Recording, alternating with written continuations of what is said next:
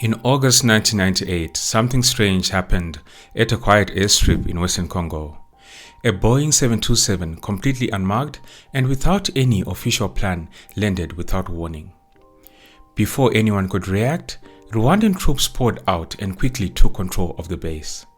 And that was just the beginning.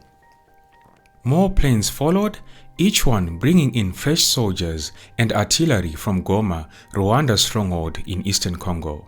This wasn't some random military drill. It was the start of one of the boldest military operations in Central African history, Operation Kitona. Rwanda wasn't just making a statement, they were launching a full-scale move to topple Congolese President Laurent-Désiré Kabila and take Kinshasa, the capital. And leading the charge, Colonel James Kabarebe, Rwanda's sharpest military mind. But to understand why this happened, we need to rewind a bit.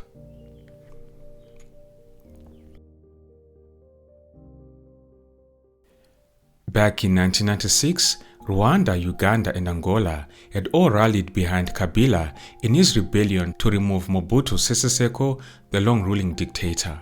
Kabila, a veteran leftist with Lumumba's credentials, gave the rebellion a political face, but on the ground, it was Rwandan and Ugandan forces that did the heavy lifting. When Kabila marched into Kinshasa in 1997 and took power, it looked like a fresh start. But behind the scenes, power still rested with the foreign allies who had put him there, especially with men like James Kabarebe. In fact, after the successful campaign, Kabila rewarded Kabarebe by naming him Chief of Staff of the Congolese army. James Kabarebe has a track record like no one in Central Africa. He's played a major role in 3 different wars that all ended with new governments in charge. He's not just a soldier, he's a kingmaker. Though he's one of Rwanda's most iconic generals, Kabarebe was actually born in Uganda in 1959.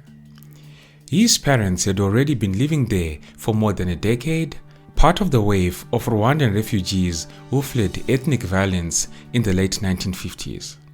While some like Agame and Fred Rugema were born in Rwanda and fled during the turmoil, Kabarebe's entire life began in exile. Kabarebe joined Museveni's rebel army and fought in the bush war that brought Museveni to power in 1986. From there, he rose fast through the ranks.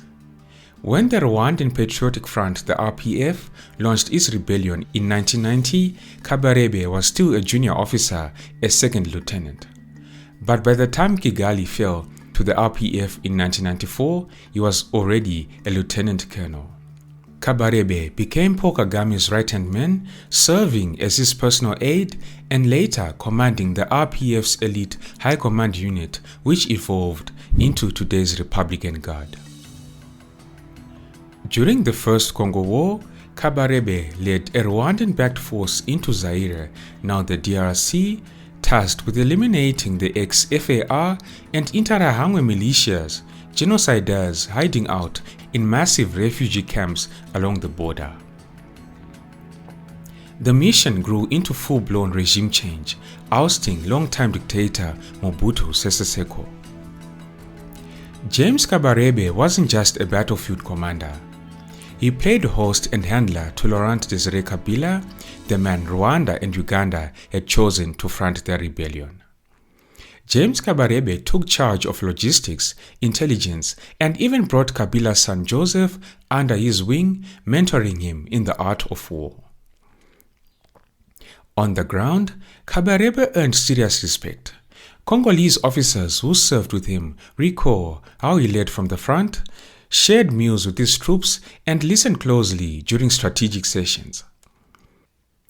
According to those around him during that time, he wasn't a dictator barking orders, he was a kind of leader who built loyalty by example. It didn't take long after Laurent Kabila took power for things to start falling apart between him and his Rwandan backers. The partnership that had overthrown Mobutu was fraying fast, driven by Kabila's growing distrust and Rwanda's desire to keep its grip on power in Kinshasa. By mid-1998, public resentment in Congo was reaching a boiling point. People were fed up with what they saw as Rwandan overreach, especially in the eastern part of the country. And the narrative that Kabila was just a puppet of Rwanda and Uganda was starting to stick. That pressure pushed him to act. He made a dramatic move by expelling the very Rwandan troops who had helped him seize power, including Colonel James Kabarebe, who by that time had risen to become his defense minister. Then Kabila went further. He started causing up to some of the same groups his rebels had just crushed, among them the Hutu ex-FAR and Interahamwe militias, as well as the Congolese Mai Mai. Maybe he thought these local forces would be a buffer if Rwanda decided to strike. But in Kigali and Kampala, it looked like a betrayal. To Paul Kagame and Yoweri Museveni, it was clear Laurent Kabila had flipped sides, and that made him a threat. Meanwhile, behind the scenes, James Kabarebe had been quietly laying the groundwork.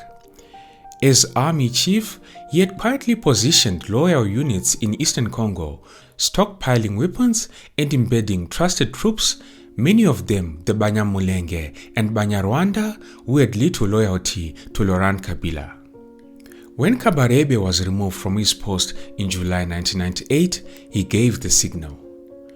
Those units turned on Kabila. With the backing of Rwandan forces who surged across the border, Kabarebe's forces took over key cities like Goma and Bukavu almost overnight. The rebellion spread fast. In Goma, part of the newly formed Congolese army publicly broke with Kabila on August 2, 1998 and launched a westward offensive. They had Rwandan and Ugandan support at their backs. But instead of grinding it out slowly, James Kabarebe went for the jugular. He aimed straight for Kinshasa, nearly 1,600 kilometers away, in one of the boldest military offensives the region had ever seen. Operation Kitona.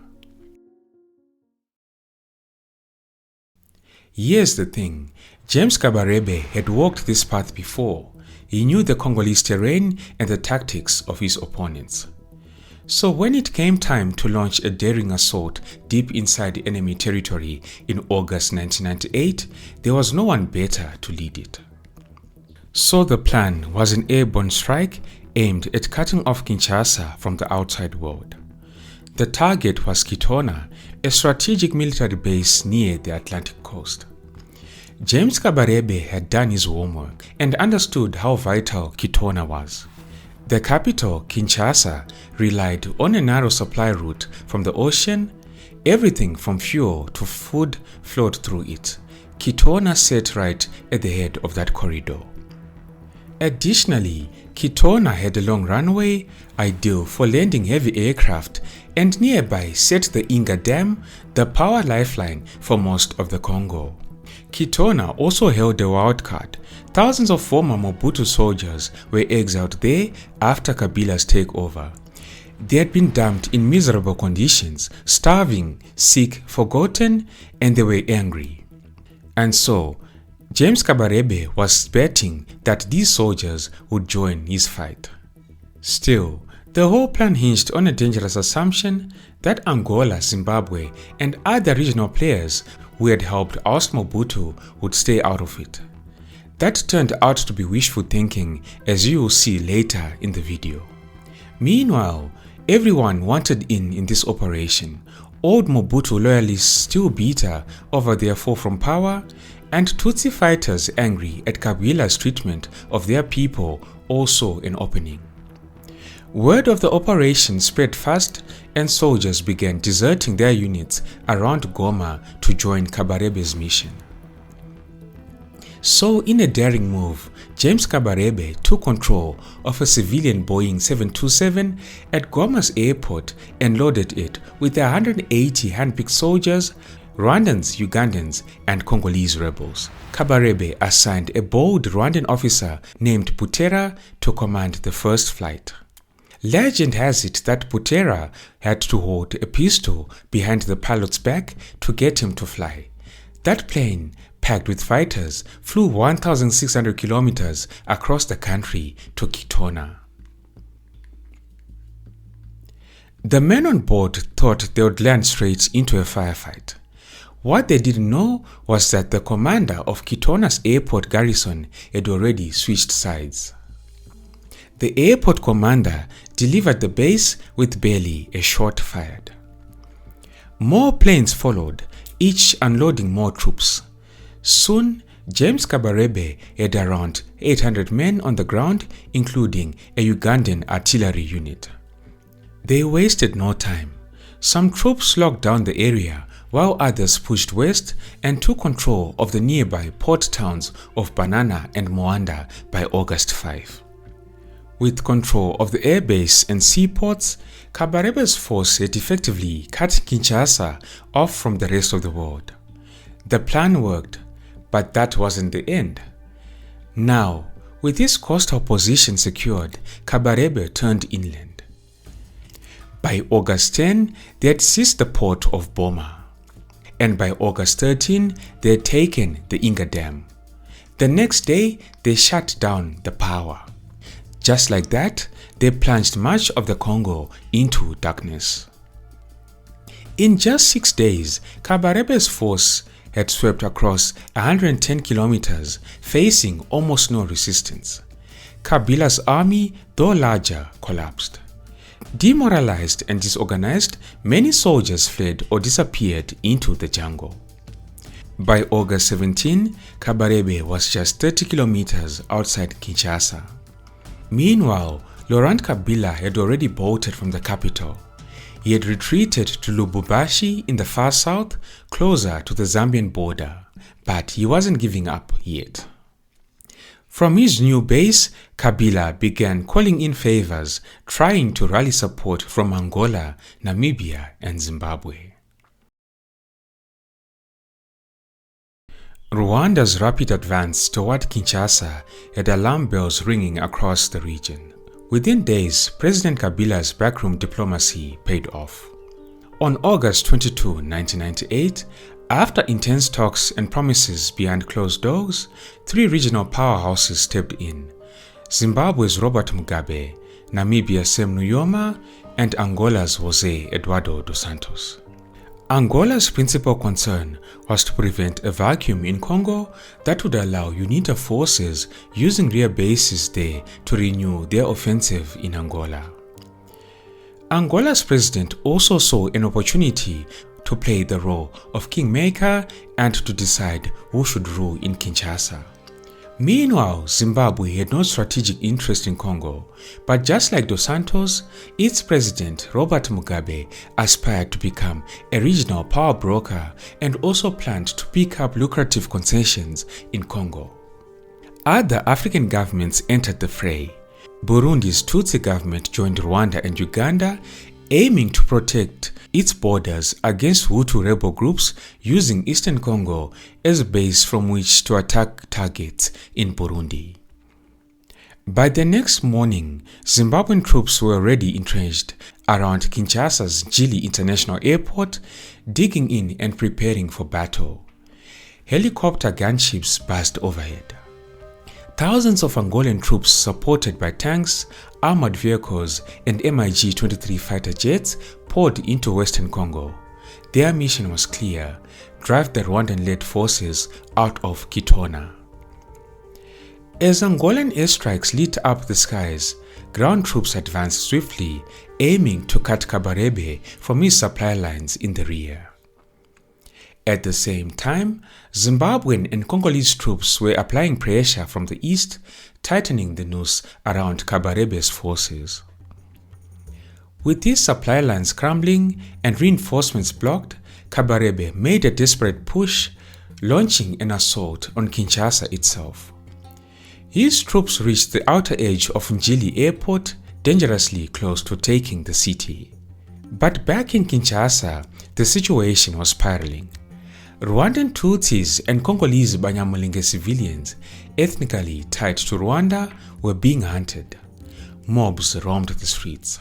State radio was broadcasting hate-fueled messages warning of Tutsi spies, echoes of the 1994 Rwandan genocide all over again. As James Kabarebe weighed his options, the picture was grim. Zimbabwean helicopter gunships were closing in. Angolan armored columns were charging from the west. If he continued the fight, it wasn't just his troops that would suffer. It could trigger mass killings of civilians caught in the crossfire. So at the end of August, he made the call. Kabarebe pulled his troops back. Despite being surrounded, outnumbered, and running low on options, James Kabarebe refused to surrender. Instead, he chose a bold but risky exit strategy. Kabarebe and his commanders set their sights on an airstrip nearly 360 kilometers to the south inside Angola. If they could reach it, they could call in transport planes and fly their troops out. But getting there meant slipping past or punching through enemy lines. They moved fast, dodging enemy patrols and outmaneuvering pursuers. Somewhere along the route, Kabarebe's column encountered a blocking force of around 400 Angolan soldiers. Rather than detour, they fought through it. By mid-September 1998, they had seized the airfield at Manuela de Zombo. But the fight wasn't over. The runway was too short for large aircraft, so they had to make it longer, stretching it to about 1,400 meters, all while warding off attacks from the Angolan military who were determined to take the field back. One Rwandan unit positioned over 100 kilometers away intercepted and stopped an Angolan armored convoy headed toward the airstrip, buying them precious time. As soon as the airfield was ready, the extraction began. Over the course of several days, planes touched down and lifted out soldiers from Rwanda, Uganda, and Eastern Congo. The former Mobutu troops who had joined Kabarebe mostly stayed behind. Some simply went home, others linked up with UNITA, Angola's anti-government rebels. The evacuation was intense. Around 30 flights were made, each one timed with military precision. As the perimeter shrank, the troops were pulled out in waves. Exactly how many lives were lost during the operation remains unclear. The Rwandan Patriotic Army, known for its secrecy, has never released its full details. But it's believed that most of Kabarebe's force made it out. Uganda later confirmed that their soldiers returned safely without casualties. Operation Kitona had been bold, even brilliant, but it had also triggered a full-scale regional war. Over 9 countries were drawn into what would become known as Africa's World War, the Second Congo War.